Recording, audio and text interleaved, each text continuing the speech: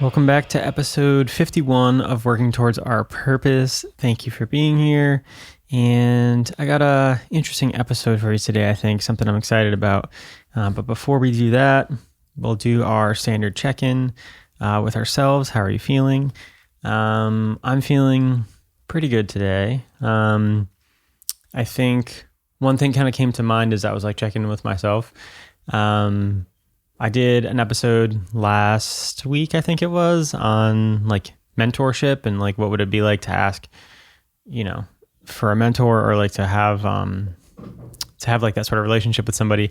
And it was interesting that like directly after I was done recording that episode, I looked at my phone and somebody who I kind of looked to as a mentor or an inspiration had reached out to me for coffee. And yeah, I thought that was really interesting because I had no idea that was going to happen. We haven't talked in a while. And just sort of a sign of like, intentions. The intentions that you put out there can come back to you. So that was really cool. We haven't had that yet, but I'm looking forward to that.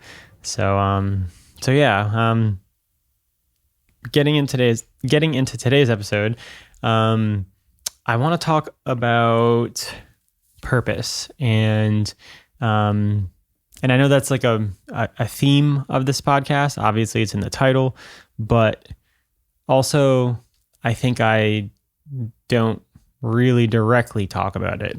Maybe I do, but I feel like I don't, and I feel like sometimes I avoid it a bit and kind of just assume that like I know what it is, and maybe you, the listener, knows what it is. But I started this week writing my TEDx speech, which I still don't know if I've been picked yet, but they only give you like a month between getting picked and having to perform it. So I do need to basically have it done before I know if I'm going to do it or not. So I've been kind of putting it off, and just really been kind of blocked in writing it because it kind of it really drives down to the point of like, what are you trying to say? And kind of wrestling with that, and wrestling with like self-worth, and wrestling with the idea of purpose, because the speech itself is going to be on purpose. Just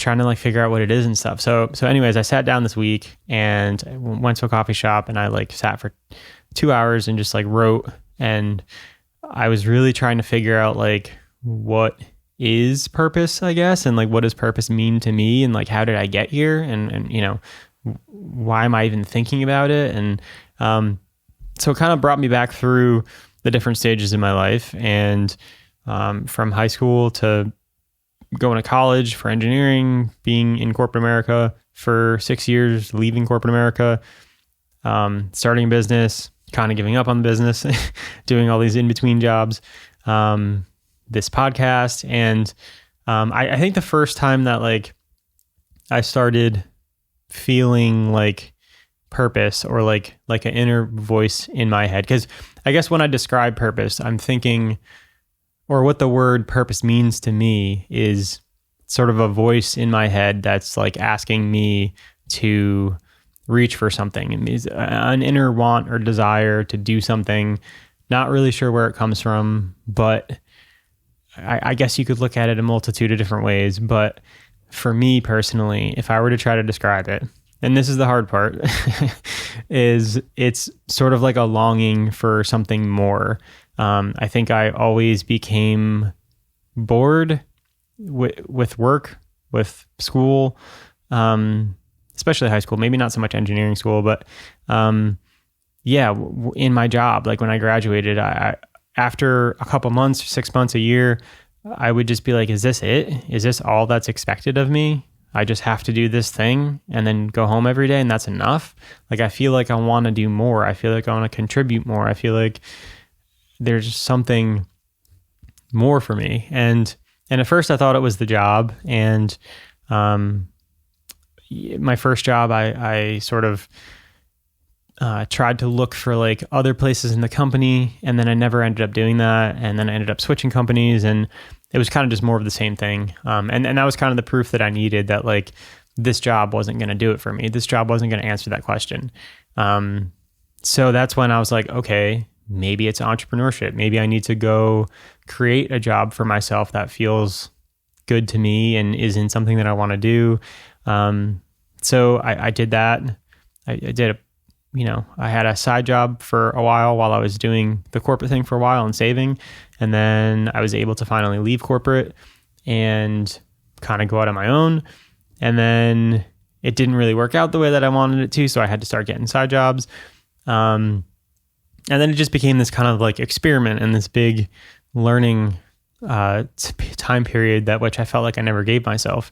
And all of a sudden now I'm in like my late 20s doing all of these weird, I guess, maybe not weird. Weird's a bad word.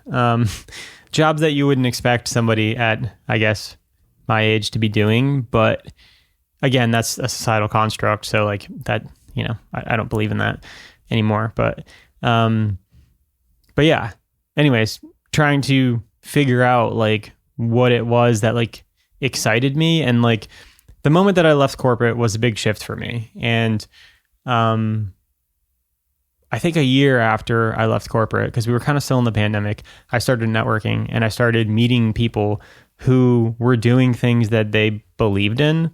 They had businesses, they were coaching, had coaching businesses.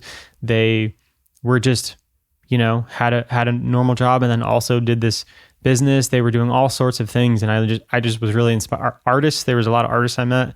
I was really inspired by all of these people. And it was like a window into a new world for me because I really only had the perspective of somebody who went to college and then got a job and then just did that their whole lives for the most part. There's obviously some outliers, but for the most part, that was like the example that I had of like how to live your life. And I found out that it didn't work for me. And I think once I started meeting and having like conversations, real conversations with these people that I looked up to, I wanted to learn from them. And that was the sort of antithesis for this podcast was, okay, let me interview these people that I like look to as, kind of maybe having something figured out. And yeah, I saw it as like, I can learn from them and kind of try to find my own thing along the way, and also like shine light on these people that I think have like good qualities. And yeah, so that was the podcast for a while. And the name for the podcast, Working Towards a Purpose, was like a very intentional name for me.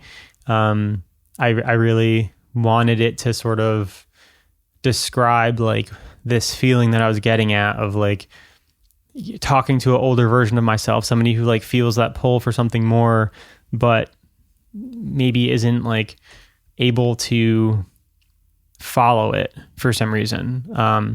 And to just give inspiration and example of like people who are doing different things, people who are living outside the norm of the go get a corporate job, 9-to-5 sort of lifestyle. So yeah, anyways, getting a little off track, I think, but that's okay. So yeah, that's where this podcast started. And I think the word purpose, like, kind of never totally resonated with me. It was kind of just like the best word that I had to try to describe what I was feeling, but it's hard to describe like an entire feeling with one word. And also sometimes I think about like how people interpret the word purpose. Like I have an interpretation of what purpose means to me, but purpose can mean something totally different to somebody else. And I think the more that like I kind of dive into like what is purpose for me, I think I'm expanding like my definition of it. And yeah, I think the point that I'm trying to get to, this whole sort of storyline, is that I had just finished this book called The Great Work of Your Life by Stephen Cope. And if you're on YouTube, you can see the cover here. I will leave a link in the show notes so you can get to it. The book it was great. It was really inspirational. It put a lot of words to like what I'm trying to describe as purpose. And it articulated it in a way that like really helped me understand what the author was trying to say. And he used different people, influential people in his life, to sort of describe, you know, what he was trying to say through people's lives. So it was very tangible. It was very like, you can understand what he was saying. It wasn't like super theoretical, but all of the lessons from this book come from another book, which is an ancient Hindu text, I believe. It's called the Bhagavad Gita. And I had actually rented that from the library before I finished this book. And I opened that book, and that's super kind of dense. It's translated from Sanskrit. It's a very old text. And I sort of got stalled kind of getting through that. And then I picked this book back up, and I realized, oh, this is like a modern sort of translation of that book. And that just got me kind of really excited to finish this book and then get back to the Bhagavad Gita. And the reason I bring all this up is because in that book, the Bhagavad Gita, there is a word called Dharma, which maybe you've heard of it before. For me, I know that if you watched Lost, you know, the Dharma Initiative was like some sort of thing. I actually don't really remember. I watched Lost when it was like live on TV when I was kind of a kid. But I remember there being the Dharma Initiative, and I remember like it being like some sort of weird thing. So maybe I'll have to go back and watch that. But anyways, I never really like knew what Dharma meant. And Dharma is like a very complex word. But to put some words to it, your purpose could be interpreted as Dharma, like a duty, rightful actions is some other things that I've read about it. Basically in this book, it kind of describes it as like the one thing that you're in this life for, the thing that you're working towards, the thing that is your special gift that, you know, only you can do. There's a lot of sort of definitions of it, but I really resonated with the word Dharma, and I continue to explore like what it means and the definition of it. And yeah, so in reading this book, I kind of just felt really validated and like seen for this feeling of purpose that I have. And you know, sometimes I can feel like, you know, some days when I'm in a good mood and I'm high energy, I'm like, yes, I'm very sure of this. I have a purpose. I'm figuring out what it is. And then in lower days when you have lower energy and, you know, I'm not feeling as great, I can be like, what, you know, I can think to myself like, well, what am I doing? Is this all made up? Should I just go get a normal job like everyone else? And, you know, I kind of struggle with it and wrestle with it sometimes. So to read this book, which is based on an ancient text that is basically kind of describing the feelings that I have, is just like, it was really exciting for me to read it. And I like, didn't really know what I wanted this episode to be about, but I know that I wanted to talk about this because for me, it was my own validation of like, you're not crazy. Like this book is kind of describing these feelings that you have.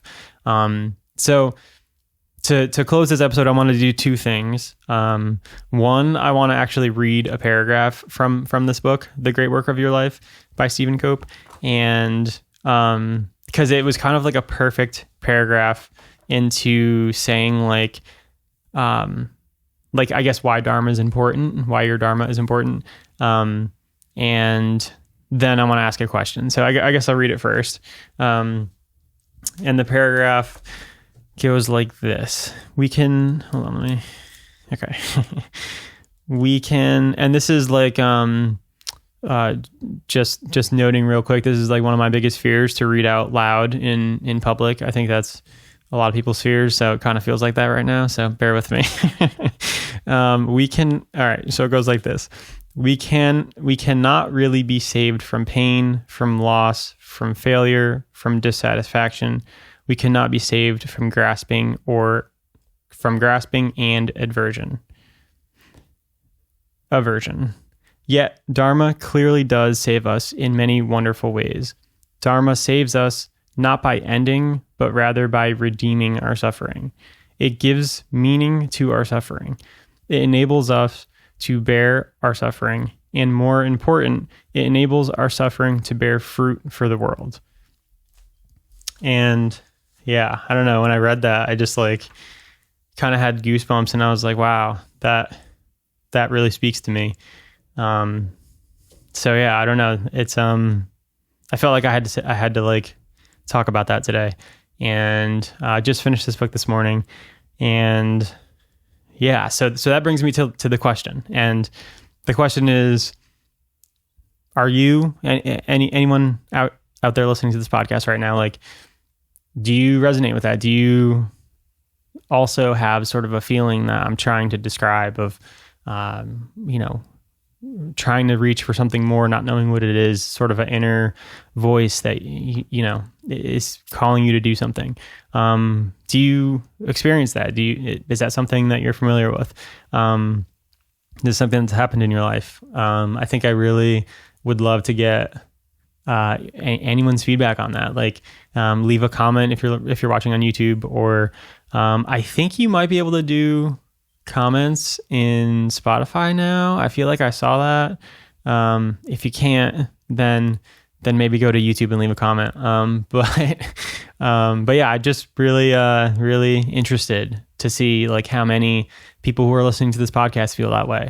Because I've never really like directly approached the subject. I've kind of just like talked indirectly around it, and yeah, just let me know if this episode resonates. Share it with somebody if you feel called to, and yeah, I think that's all I got for today. And yeah, I will see you on an episode real soon. Thank you for listening. I appreciate it as always.